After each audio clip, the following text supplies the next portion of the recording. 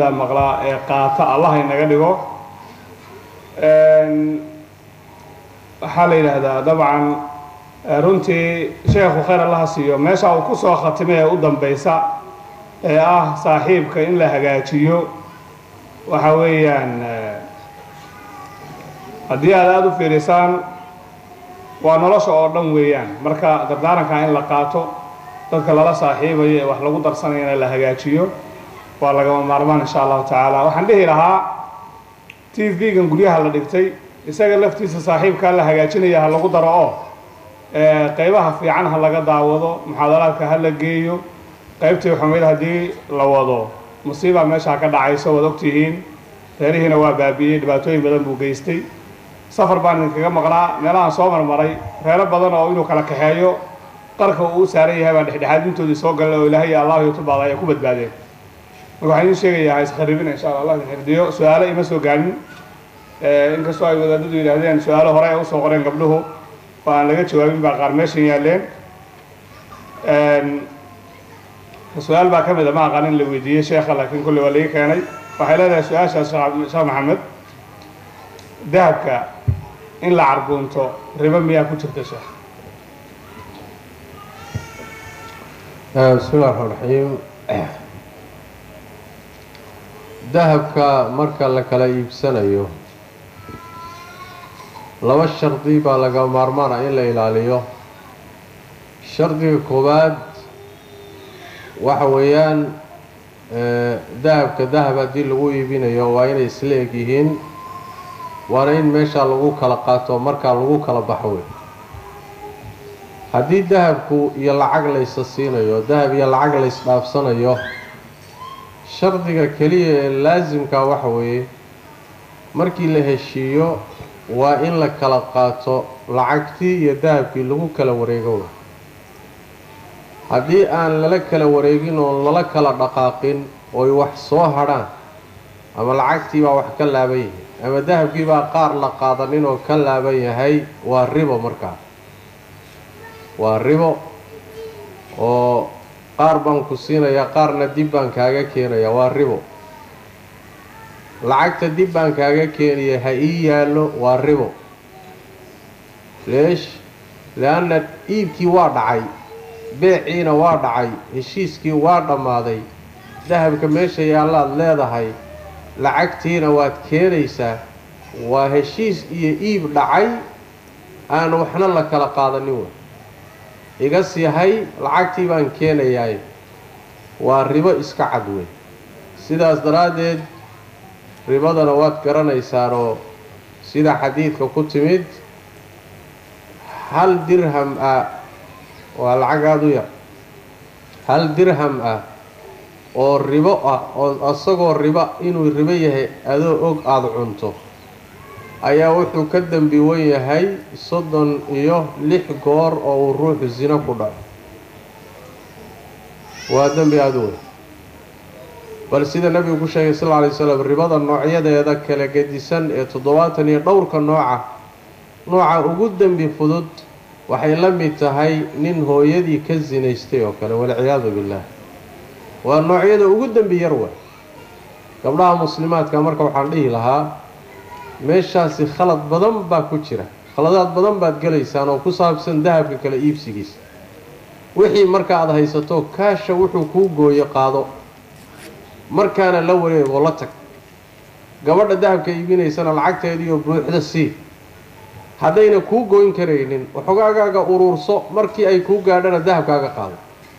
laakiin iisii dhig iiga siihay iyo qaar iga qaada iyo kullu daalika waa ribo aan bannaanayn shareecaduna waa diiday wallahu aclam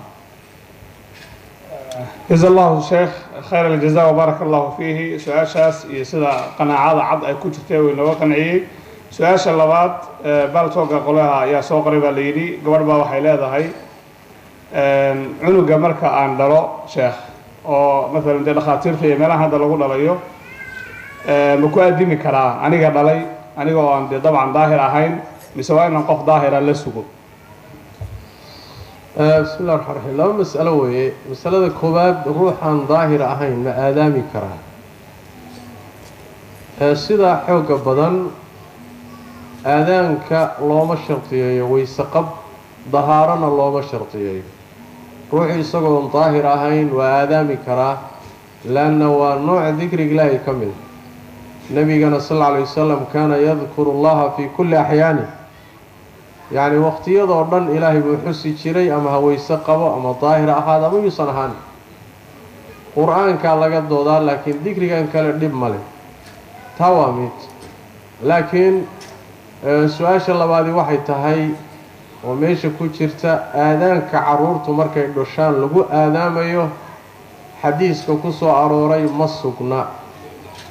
xadiis baa ku soo arooray isagaana sayna fuqahadu ka qaateen iyo culimmadu inay mashruuc tahay ilmaha markuu dhashay in dhagaha lagaga aadaamo dhagna lagaga aadaamo midna lagaga aqibo xadiiska ku soo arooray laakiin ma sugna waa xadiis daciifa sidaas daraaddeed sida saxiixa ah aadaankaasi mashruucba maba ahaba yacni saxba maba ahaba in la iska daayo weeye oo faraha laga qaado maadaama xadiiska laga qaatay uusan sugnayn oo nebiga ka sugnayn sala allahu calayhi waalihi wasalam nacam jaza allahu sheekh khayr aljaza baraka allah fiih su-aal kale ayaa waxay leedahay oo gabdhaha hadda ka timid sheekhow jijin ama suuliyo oo muxuu ahaaye gacana ayaan helay dhulkan ka qaaday jijintu dahab ma ahaye waa maar bay tiri gabadha waxay leedahay muddo sanad ku dhowna waan hayaa wax lehna ma arag maxaan ku sameeyaa shayga aada heshay oo baadida ah hadduu shay qiimo leeyahay oo ruuxii markuu ka lumo wax uu raadinayo uu yahay waxyaabaha laba qaybooda waxyaabaha dadka ka luma laba qaybooda waxna waa wax markuu kaa lumo aadan sii raadinaynin oo iska liita waayo iska qiimo yar yahay ruuxu aad ba isugu sii taxallujin maayo hadduu noocaas oo kale yahay mushkilo male markaad hesho waad iska isticmaali kartaa haddiise laakiin uu yahay waxyaalaha qiimaha leh ee qaaliga ah ee ruuxu uu ka lumo uu raadinayo muddo uu baadigoobi doono waxaa lagaa rabaa haddaad hesho inaad yaahdiso muddo sanada inaad yaahdiso aada walba kolba isticmaasho mujtamaca iyo wakhtigaa aada joogto waxyaalaha la isticmaalo haddoo kale waxaa la isticmaalaa warbaahinta yacni joornaalada telefishinada idaacadaha inaad yaahdiso oo tidhaahdo yay baadi ka maqanta meelaha dadku isugu yimaadaan oo kale derbiyadoo kale lagu dhajiyo waraaqo oo kale muxuu ahaayey haddii cid sheegata la helo inaad markaa siiso haddii cid sheegata la waayo sanad kadib adigaa marka iska isticmaalaya waxaad ku isticmaalaysaa niyo ah haddii uu cid sheegata la helo mustaqbal inaad siin doonto u gudi doonto haddii la waayana adaa iska leh laakiin waa goormo waa markaad yaahdiso shayguna shay qiimo leh uu yahay haddii aadan yaahdinin oo intaad heshay uunaad guriga dhigatay ama aada qarsatay oo aadan yaahdininba markaasi khalad baad gashay waxaa lagaa rabaa kow inaad toobad keento ilaahay dembi dhaaf weydiisato marka labaadna inaad sadaqayso ood bixiso shaygaa aada hayso ood masaakiinta siiso ood isdhaafiso ayaa laasim kugu noqonaysa wallahu aclam jaza allahu khayr aljaza baraka allahu fiik sheekha su-aasha kale na soo gaadhay waxay leedahay waan iska soo ururin doonaa insha allah sheekhow gabdhaha halkan jooga kuwo badan oo ka mid ihi way shaqeeyaan in badan oo ka midana wax baahi ah iyadoon u haynin oo ay kalifaysa aysan jirin ayaa carruurtooda waxay kaga yimaadaan dumarka shaqaalaha ee waddanka u dhashay oo siisiyaha waddankan laga yidhahdaa siisi kabalawada ah shaqaalahaas oo aan muslim ahayn sidaas ayayna carruurta akhlaaqdoodu ku luntaa arrinta ayadaa maxaad naga leedahay ayay leedahay gabadha su-aasha soo qortay bismi illahi raxmaan raxiim haweenku waa laba haween noloshooda cid kaafisa ay mas-uul ka tahay nin bay leedahay biilkeediiyo nolosheedana waa haysataa wax ku kallifaya inay baxdo oo ilmihii ay ka tagtana ma jiro haweenta noocaasa inay baxdaay oy carruurta gaalo kaga tagtaay waa dembi waa khalad waa ismi iyo dembi wa mas-uuliyad iyo xilkii loo dhiibay ugu weynaana waa dayacday carruurta looga tegayo dumarka gaalada ah waxay ku korinayaan ama ku barbaarinayaan marar fara badan si aan ku talagalahayn xataa baa waxay ugu barbaarinayaan dhaqan xumo iyo akhlaaq xumo marka hooyada noocaasa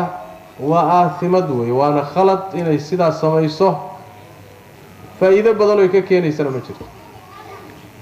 xoogaa shilimaa hadday soo shaqaysata xataa waxay khasaartay baa ka badan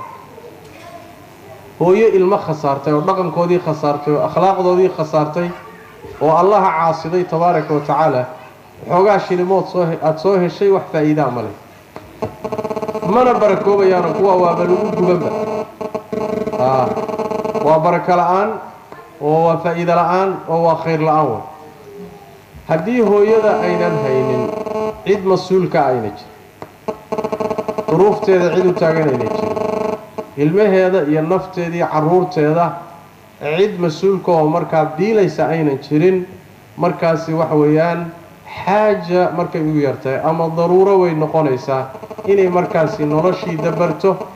oo iyadoo xijaaban oo is-asturaysa inay ilmihii wixsay wax ugu heli lahayd raadiso kadibna ay ilmihii waa ku qasban tahay markaasoo kale inay cidun uga tagto markaasi oo kaleeto waa xaalad istinaa'i waa xaalad daruuro ah waa xaalad xaaja keentay weeye markaasoo kale dhib ma laha insha allahu tacala iyadoo taxadarkeeda haddana la qaadanayo laakiin haweenay la kaafiyey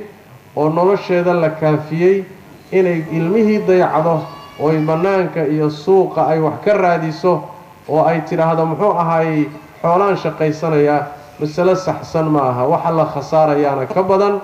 fadali waxaa dhaanta ganacso dhib ma leh laakiin waxaad samaysaa adoo waajibkii gurigaaga gudanaya ganacsigaaga ruux aamina u dhiibo ama ruux aamina ka shaqaale adiguna ka warhay waajibkii gurigaagana gudo laakiin maalintii oo dhan waa maqan tahay ilmahaagiina gaalaa gacanta ku hayso waa khasaaro weyn wey kaa isaga khasaaro weyn weeye waana mas-uuliyad dayacan weeye wax daruuroo keenaysana ma jirto ilaahay ha laga boqo tabaaraka wa tacaala xuquuqdana hala ilaaliyo wabillahi towfiiq jazaaka allah khayr jaza baaraka allah fiik su-aashan insha allahu tacala aan kusoo khatimayno waxay leedahay su-aasha nuxurkeeda iyo khulaasadeeda waxa weeyaan aasiya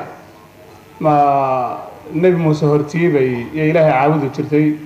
mise diinta nebi muuse ayay haysatay bismi illahi raxmaan raxiim xaaskii fircawn weeye aasiya imra'atu fircawn waa gabadhii aan hadda sheegnay qur-aanka in ilaahay yidhi waxay ka mid tahay gabdhaha dayashada mudan in lagu daydo wanaaggii iyo khayrkeedii gabadhaasi fircawn bay xaas u ahayd taqriibanna waa midii sababta u noqotay fircoon inuu ka badbaado